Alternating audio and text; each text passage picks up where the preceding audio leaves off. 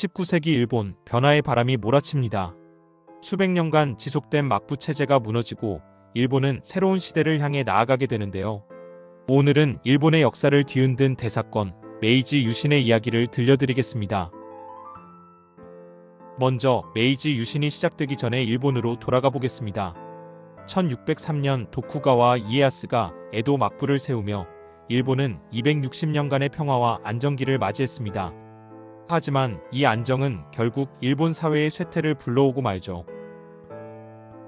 19세기에 접어들면서 막부는 여러 자연재해와 경제적 위기에 무능하게 대처하며 점차 국민들의 신뢰를 잃게 됩니다.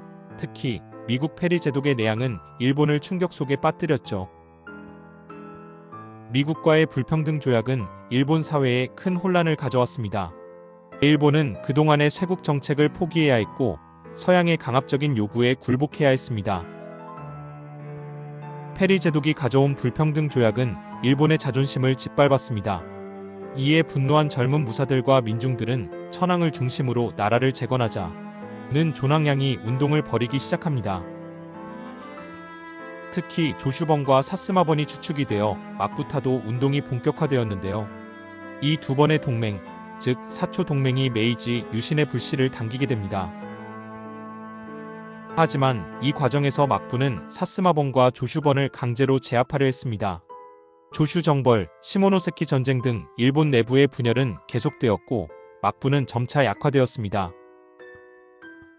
1868년 드디어 막부 체제의 마지막 쇼군 도쿠가와 요시노부는 권력을 천황에게 반환하겠다는 대정봉환을 선언합니다. 하지만 사스마와 조슈는 단순한 권력 반환으로는 부족하다고 생각했죠.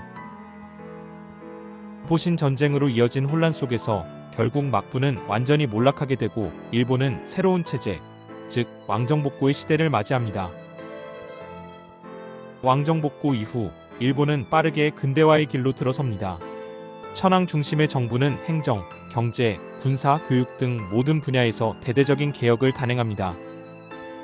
특히 이와쿠라 사절단은 일본의 개혁에 큰 영감을 주었죠.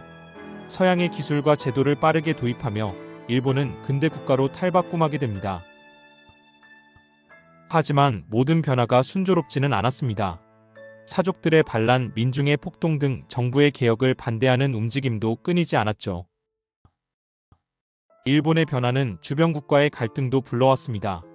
조선과의 외교에서 불거진 마찰은 결국 1875년 운요 사건으로 이어졌습니다. 운요 사건은 일본이 조선을 강제로 개항시키는 계기가 되었습니다. 이후 일본은 조선을 식민지화하는데 한 발짝 더 다가가게 되죠. 메이지 유신은 일본을 근대화와 제국주의 시대로 이끄는 중요한 전환점이었습니다. 하지만 그 과정에서 많은 희생과 갈등이 있었죠. 메이지 유신은 단순한 혁명 이상의 의미를 갖고 있습니다. 당시 일본은 전통과 근대화의 충돌 속에서 스스로의 길을 개척하며 역사를 만들어갔습니다. 이런 일본의 선택은 오늘날 우리가 어떤 교훈을 얻을 수 있는지 생각해보게 합니다.